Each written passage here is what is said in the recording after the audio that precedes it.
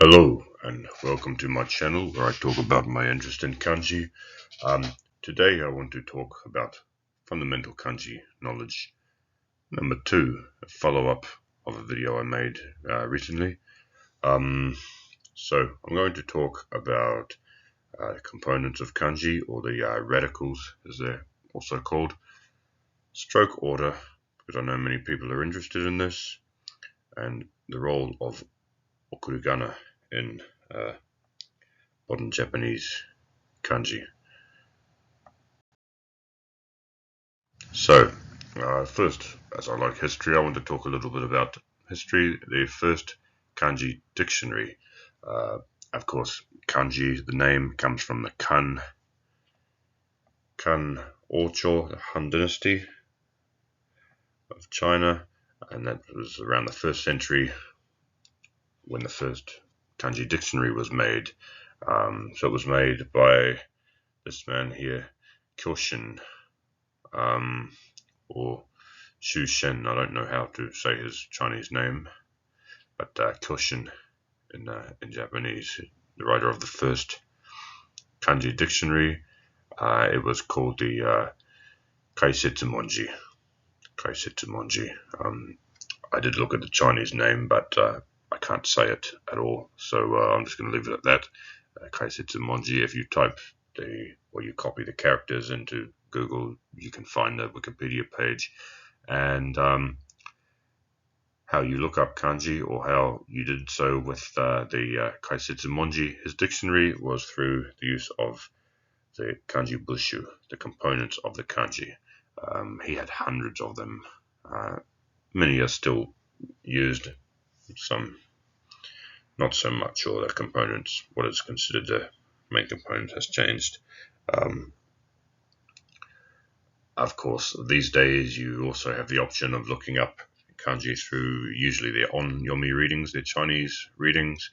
That can be a problem in the case of kokuji, which are Japanese-made kanji, which may not have an onyomi. But if you have no idea how to read a kanji, but you know how to find common bushu, you can look it up in most dictionaries.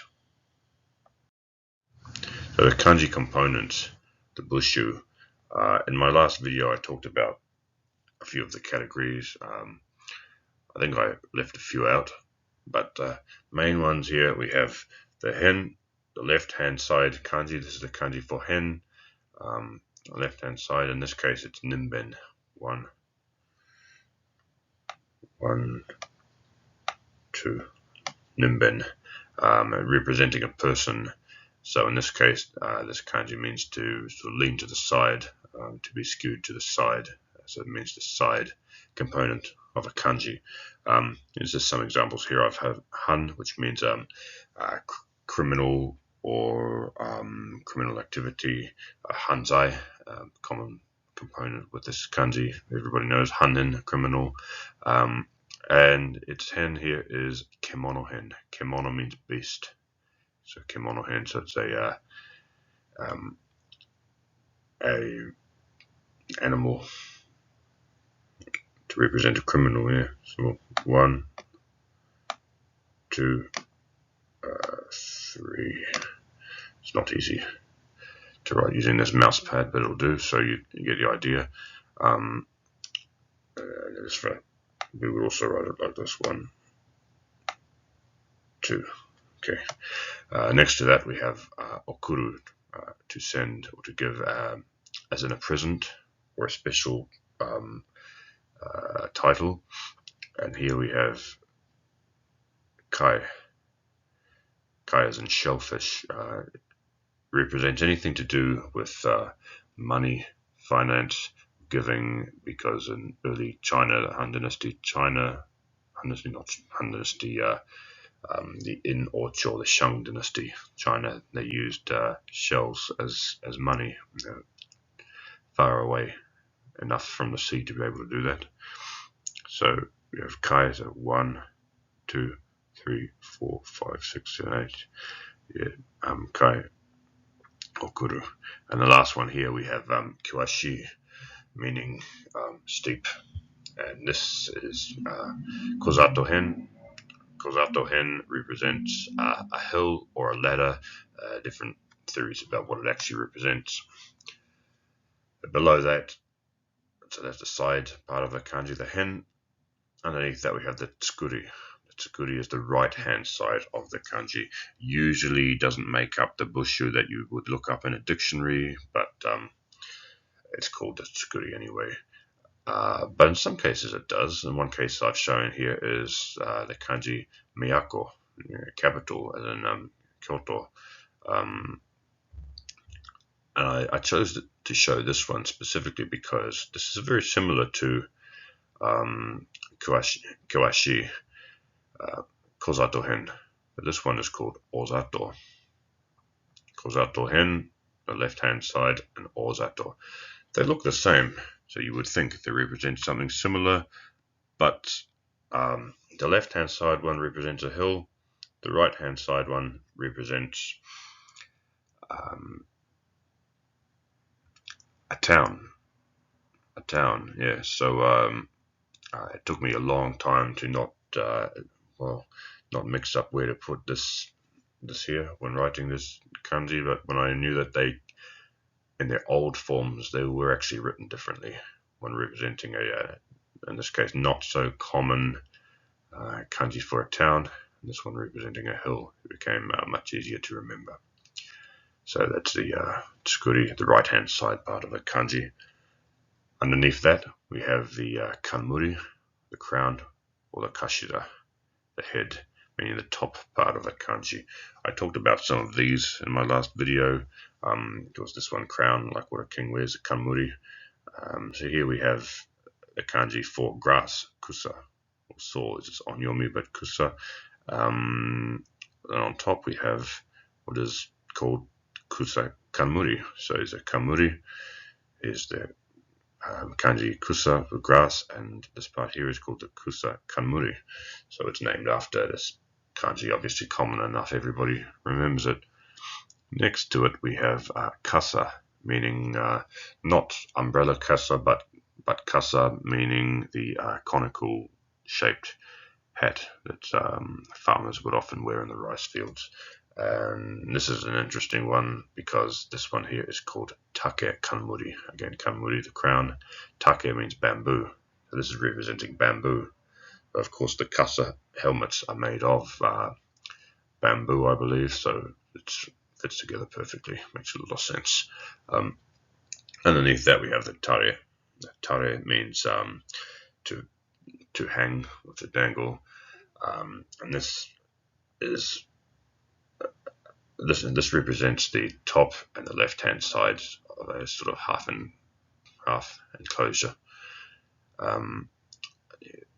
So this character here means gun, or karu, meaning goose.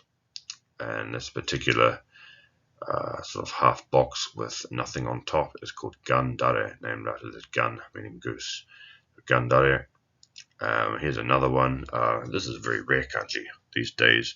Most people will not remember this kanji. It's kawaya.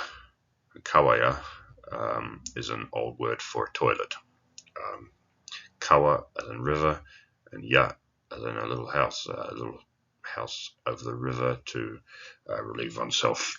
So that's kawaya, very rare kanji using gandare, and underneath this part here actually represents rules. So why that, I don't know, but I'm sure it's an interesting story. Next to this we have asa, or ma, which means hemp. Hemp used to mean a lot of different things as well. It can always to make the word drug, other things, but I've chosen this one specifically because this is very similar to the gandare, with the little part on top. The little part on top, we would always draw that first too. That is called, well, that together with its tare is called madare.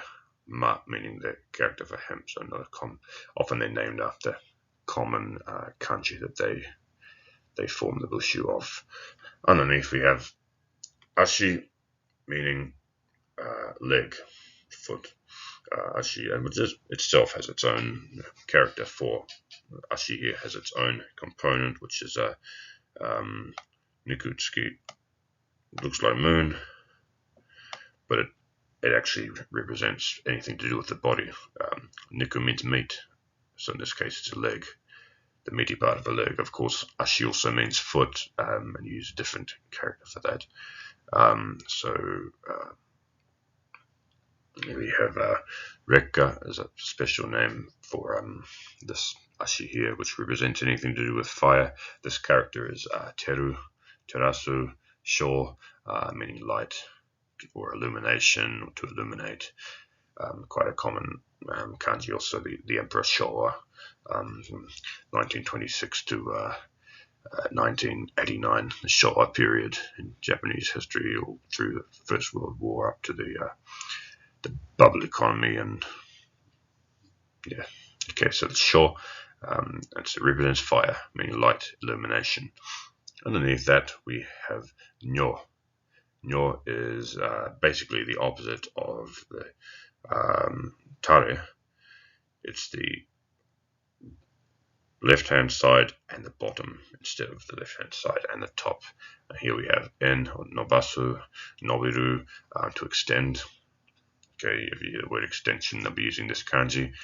And this particular one here, it's called Enyo. Enyo, this particular Nyo. So Nyo, Enyo is this one here, which is 1. Let's see if I can. 1, 2, 3. The one next to it is Shinyo, meaning anything to do with a road or travel. And this is the character meaning, this is To, meaning far, or end, as it's on Yomi. So Shinyo, meaning anything to do with road, would be written as 1, 2, 3. Okay. And actually, the reason I've chosen these two as examples for the Nyo is they're quite irregular in that they are written last. They're always written for last when writing a kanji. So it's useful to remember that. Underneath the last one, I have Kamai. And an example I used in the last video too, Kunigamai. So it's a character for Kuni, meaning country, or Koku, the onyomi reading. And inside we have this one here, meaning Gyoku, or jewel. If you ever see any Chinese documents where they mention the word China, you'll see the old kanji for Kuni, which is a little bit different to this. But Kunigamai, the main part is the outside enclosure. It'll always be written as 1, left, 2, 3, 4. 1, 2. Wait, that's not right. Yeah. Whoops, just terrible. 1, 2, 3. It's always written like that, right? Okay. So stroke order. So Kakijun, stroke order. The top here, Kakijun, stroke order. In middle school exams, there are questions on stroke order. They'll highlight a particular part of the kanji and ask what number order it's written in. That also happened in the Nihon Kanji Kente, or the Kanji Kente, up to level 5. So actually, the first level I sat of this exam made for Japanese people was the level 5, which is elementary school graduate, primary school graduate, so sort of 12, 13-year-olds. I was the only adult doing the exam, but that's okay. So stroke order, some simple rules to remember. Of course, it's better to practice writing and to get used to it, but there are guidelines to remember. Number 1, top to bottom. So if we have this kanji here, meaning ko, as in koji, construction, we can see that it's written top to bottom. So 1, 2, 3. Okay, easy. Left to right, here we have take, meaning bamboo. You saw the take kamuru before, meaning something to do with a plant. So easy again. Left to right, 1, 2, 3. 1, 2, 3. Okay. Horizontal first. So here we have the character for dai, meaning big, and horizontal first. You can guess which is written first. We have 1, 2, 3. Not so difficult at all. Here I have, this means rare guy. Rare guy means a exception. Okay, so an exception would be the character ta. Ta meaning rice field, and in the case of ta, it's written 1, 2, 3, 4, 5, I believe. Yeah. In any case, the middle part, the middle vertical one, is written before the horizontal one.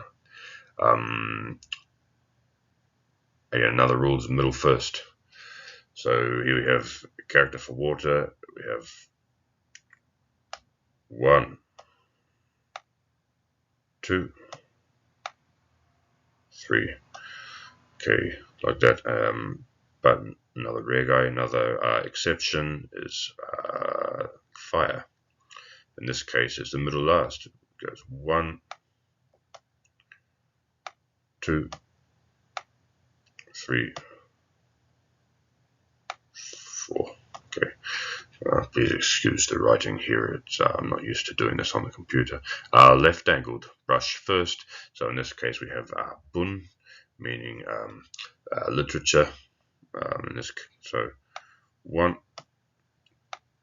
2, and here's the point here. So the left-angled brush first. So that means the next one first is this one, then this one to finish off. So bun, meaning literature.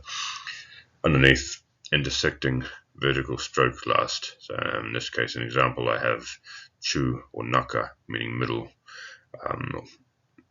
So in this case would be 1, which is make our box 1, 2, 3, and the last part, intersecting vertical stroke last, 4, like that.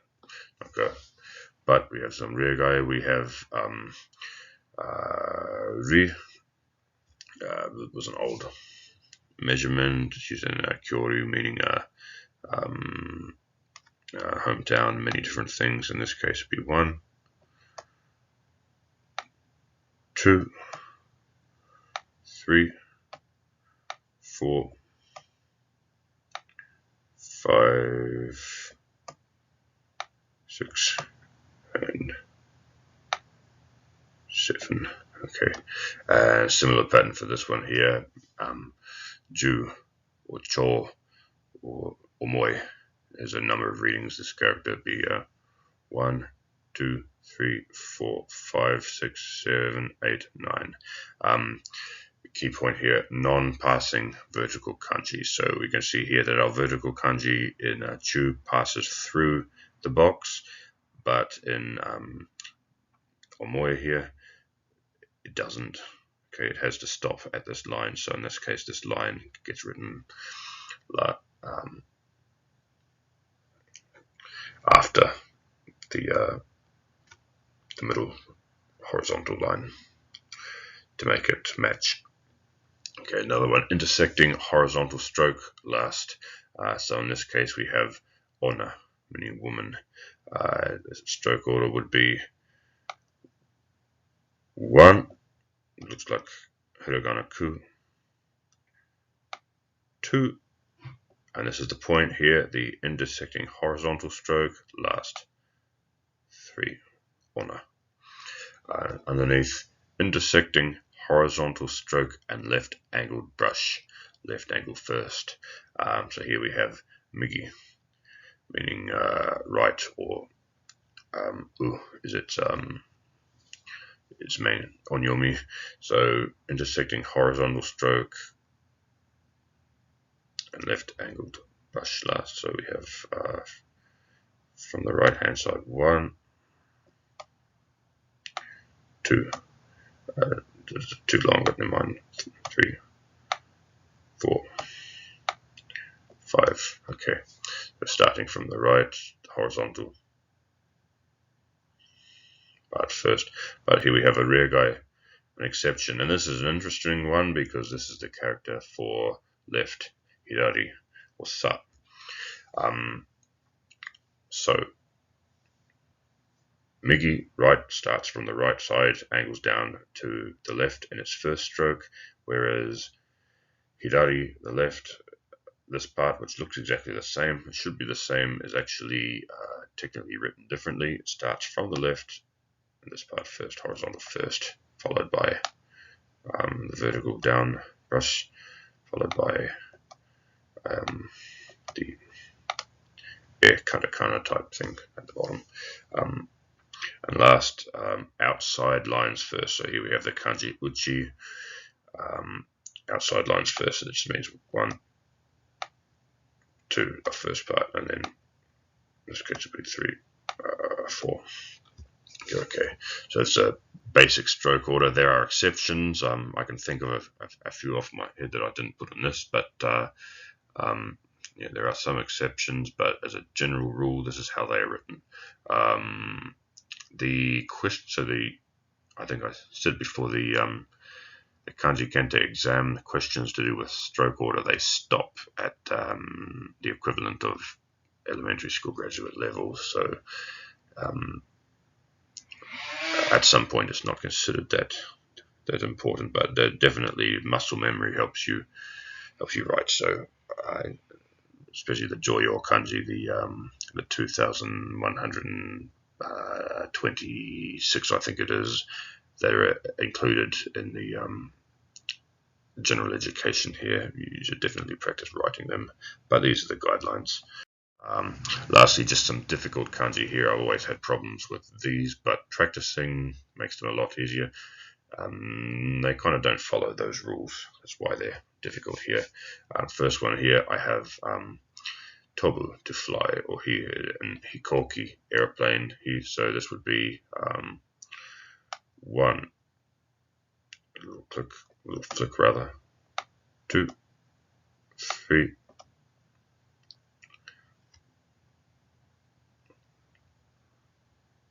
4, 5, 6,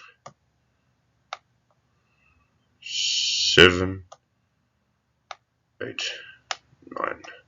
Okay, so it's quite a difficult one. Yeah. Next, I have tateru, to build, or ken, as in kenchikuka, an architect, kenchiku, architecture. And why I've put this one here is just because if you remember my part about the nyo components, this is enyo, and it's written last. So normally they start on the left. In this case, this part is written last. So this is written like 1, 2, 3, 4, 5, and intersecting 9, 6, and then enyo 1, 2, 3. Okay. Next to that we have I for medicine or doctor. So isha, a doctor. Igaku, study of medicine. And this is irregular because this box here, which is called ukebako, is it's not written technically first. This would be written as 1. So right part of the box, and now we go to the other part. 2, 3, 4, 5, 6, 7. Okay. And the last one I have to, or end, meaning far. for the same reason as enyo here. This one here, shinyo, is written last. So we'd be starting with this. 1, 2, 3, 4, 5, 6, 7, 8, 9, 10, 11, 12, 13, like that. So they're difficult because they don't follow those rules. There are others that don't as well, but they're not as common as these. If you remember that enyo and shinyo are always written last, that really helps, I've found. Right. Last part I want to talk about is stroke counting. So, of course, when you look up a kanji in the dictionary, you can look sort of alphabetically at usually its onyomi readings. Otherwise, you can look at its bushu. You can't always tell which is the main one that it's listed under. Some dictionaries will list them under different ones. But the other way to look them up is stroke counting. If you can figure how many strokes are in a kanji, you can look it up according to the strokes. So stroke counting, a key point: stroke ends when the writing tool, the brush, pen, pencil, whatever, leaves the surface of the paper.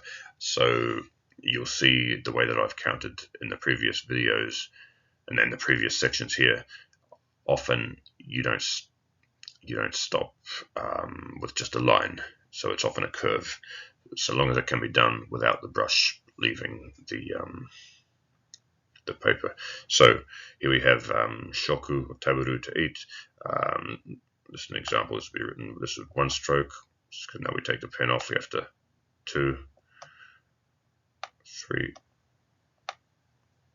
4. So bendy 1, 5, 6, 7, and a flick, 8, 9. Okay, like that. Also Michi Road, 1, 2, 3, 4, 5, 6, 7, 8, 9. Okay, I'm not sure if I counted those properly, but I don't know why I included that one anyway. Last one, Yumi, bow. So these simple looking ones often require the most practice writing because you need to know what is one stroke. So in this case, Yumi should be 1, 2, 3, I believe. Yeah. Yeah, I think that's right. So yeah, I particularly recommend practicing the easy ones because they're not always easy as they look as far as where the correct strokes are, and it's a lot easier to write them correctly if you know where they are. Last thing I want to talk about is okurigana. Okurigana, the hiragana that you see at the end of a lot of words. So here we have some examples. So iku, okonao. So in this case, they assist in reading.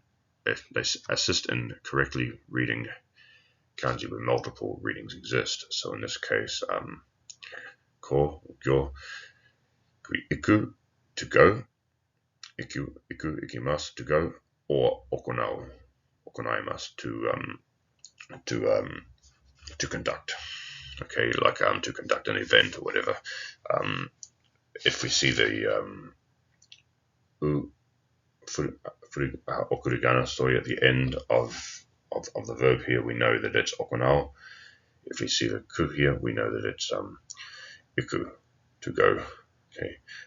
They're also used to allow for conjugation of words like verbs and adjectives, so things that change according to tense or feel or whatever. So in this case, using the same examples here, we have itta, went. Okay, past tense of iku. ita. So we use the same kanji, but we're changing and showing the tense with the okurigana. Ikitai, want to go. The tai means to want to do something, want to go. So ikitai, again, kanji is the same, but we're showing the grammar pattern here. And the last one, ikanakata, didn't go. Okay, same deal. Here we have an adjective example of atsui, meaning hot.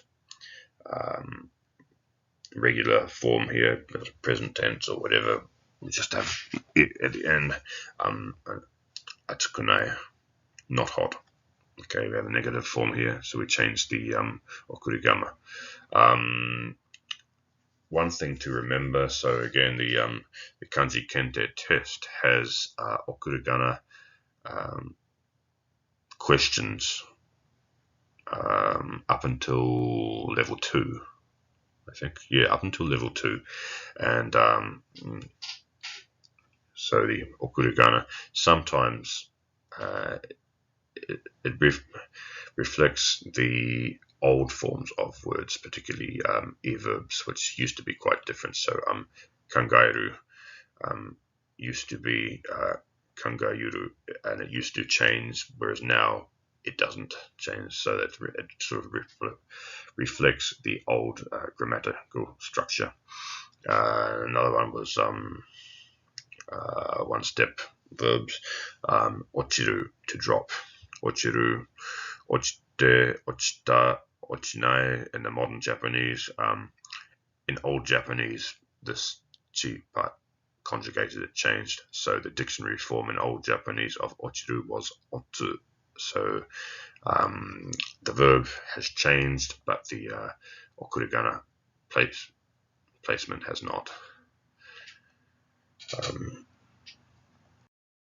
Lastly, thank you for watching my video. I really recommend that you remember and you learn about the components of kanji. I believe that putting a name to something makes it more powerful, makes it more memorable, and practice writing, but don't be daunted by it. It's not as difficult as some people would make it out to be. So thank you for watching my video. I hope you enjoyed. If you're interested in this, please come back again. Thank you.